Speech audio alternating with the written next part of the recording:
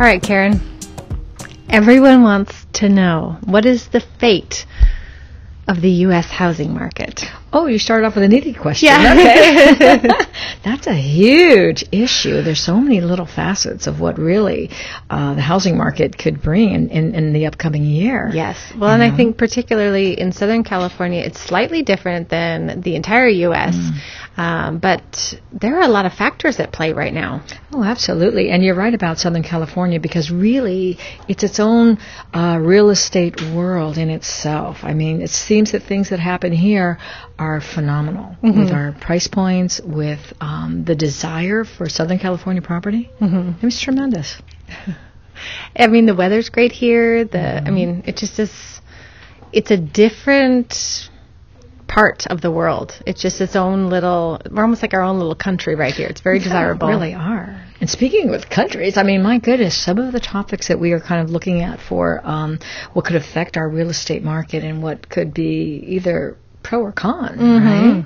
You know, what are you thinking about some of the topics we think I want to today? I mean, a topic that's on a lot of people's minds is the tensions that are happening in Eastern Europe with Ukraine and Russia having this tiff war, really.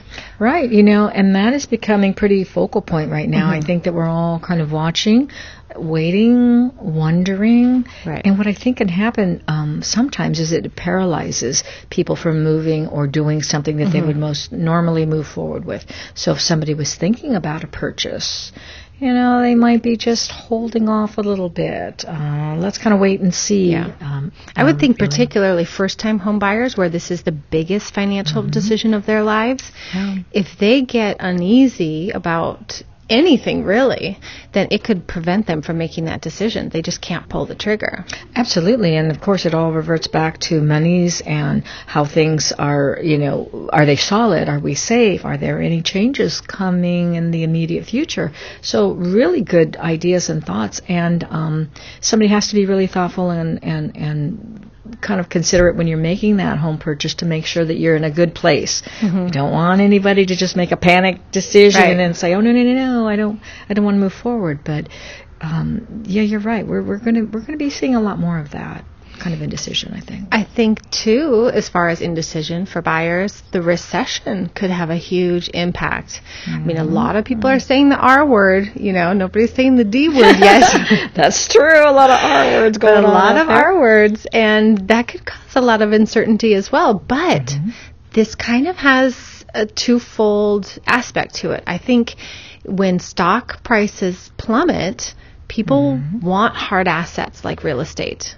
They shift those funds. Right. They're moving them over to something that is tangible, that's long-term, that feels a little bit more stable.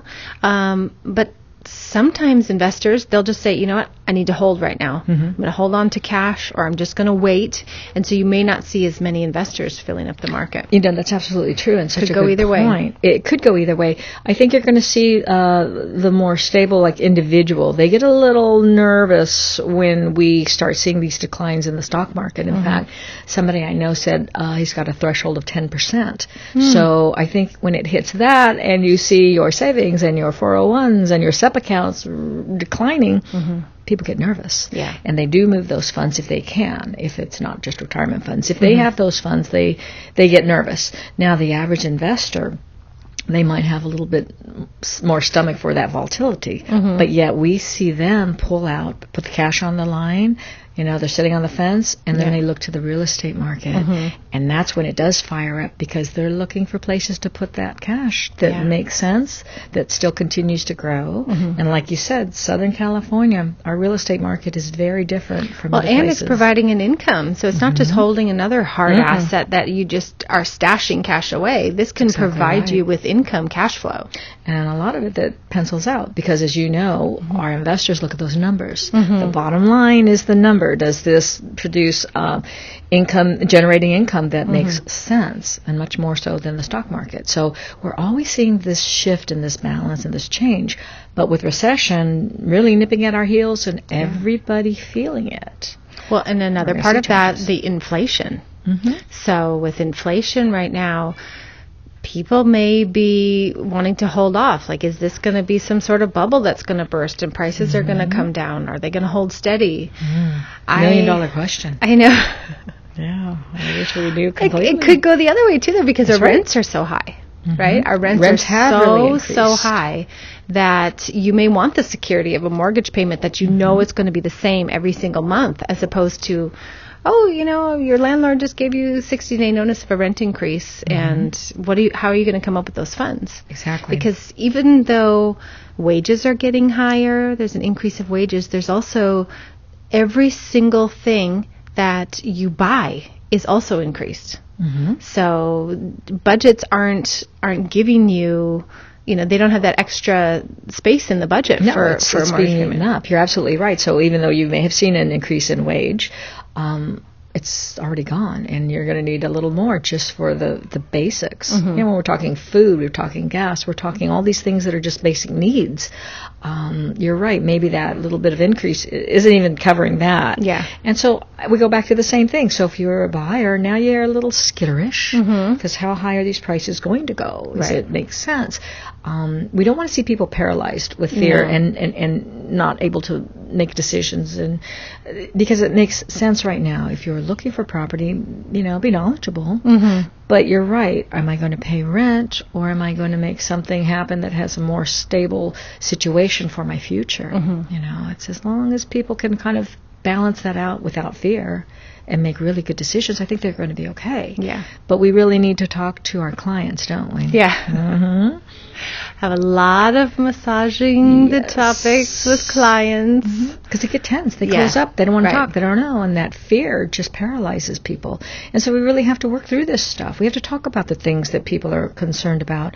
Inflation. We're talking about rising prices. We're talking about real estate in Southern California. Some of these topics are just uncomfortable. Yeah. They are.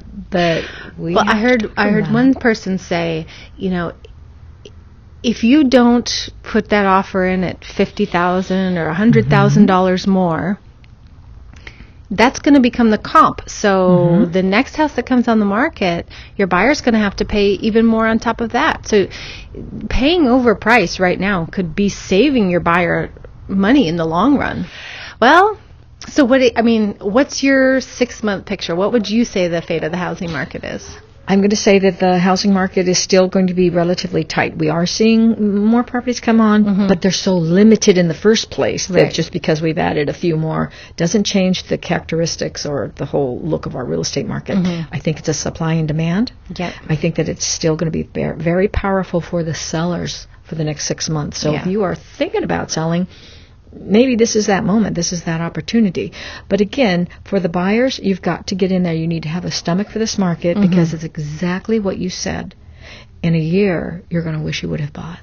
You have to have the stomach for this, or you have to have the stomach to have your rent rise significantly. And they will. And they will, absolutely. Right. So, exactly. This is going to be a pretty strong market, I think, going for 6 months toward the selling.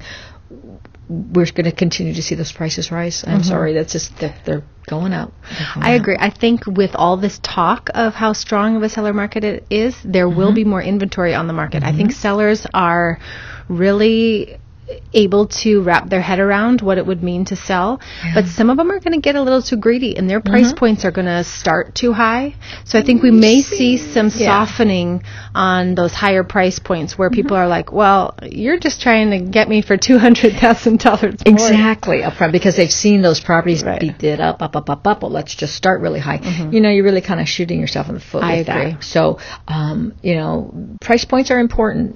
This market is moving forward, but again, realistic price points really are so much more helpful. Right. And then finding that balance with a buyer, with several buyers. They really will find that balance on a property. And then there are those few, like you say, that have priced just too high. In fact, I'm going to show one today that's been sitting on the market, and we don't see properties sitting on the market. Don't see so them you don't sit want when to they're be priced one. accordingly. Yeah. So always important. It's a delicate balance, our world. It really is. It's a delicate balance of finding that place and the value and worth of property. I think, too, in Southern California, I always remind people, this is not your forever home. Mm-mm. This is not the way your parents bought a house. That's right. Back in the day where they thought, I'm going to live here for 30 full years. Mm-hmm. Your life on a house is usually 5 to 7. That's exactly right. And sometimes even 3. Mm-hmm. So if you can live in it for 3 years, then let's put an offer. That's right, because their situations are changing. Sometimes you have somebody just starting out, somebody moving up, somebody's family who's now going off to college. Right. The house isn't really what we need anymore. All these factors always changing. Mm-hmm. So that's what makes our world so interesting, because there's just different needs, and we are always working with those and connecting the right buyer with the right property. Right. That's what we do. All right, well, that's our prediction for the U.S. housing market. For the next Take 6 it or months leave it.